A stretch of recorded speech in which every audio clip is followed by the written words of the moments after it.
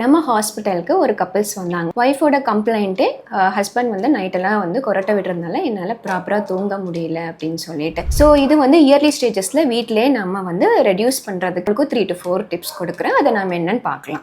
Number 1 வந்து sleep position. நம்ம எப்போவுமே பேக்கில் படுப்பாங்க, அப்படி இல்லாமல் ஒன் சைடாக லெஃப்ட் சைடில் நம்ம படுத்தோம்னா கொஞ்சம் நேசல் கன்ஜஷன் ரெடியூஸ் ஆகி நல்லா ஸ்லீப் ப்ராப்பராக இருக்கும். 2 வந்து wait management. It includes physical activity. நல்லா டெய்லி நம்ம மார்னிங் ஒரு 20 to 30 மினிட்ஸ் எக்ஸசைஸ் பண்ணும்போது மசில்ஸ்லாம் நல்லா ஸ்டிஃப் ஆகி கொரட்டை விடுற சத்தத்தை வந்து குறைக்கப்படும். 3rd வந்து ஆல்கஹால் வந்து அவாய்ட் பண்ணணும். நைட் ஆல்கஹால் எடுக்கும்போது உள்ள மசில்ஸ்லாம் வந்து ரிலாக்ஸ் ஆகி கொரட்டை விடுற சத்தத்தை அதிகப்படுத்தும். 4th வந்து ஸ்லீப் ஹைஜீன். அதாவது நம்ம லேட் நைட் தூங்கிட்டு இயர்லி மார்னிங் எந்திரிக்காமல் ரொம்ப லேட் மார்னிங் எந்திரிக்கும் போது நம்மளோட ஹார்மோன்ஸ்லாம் சேஞ்ச் ஆகிறதுனால நமக்கு அதனாலையும் ப்ராப்ளம் வரும்.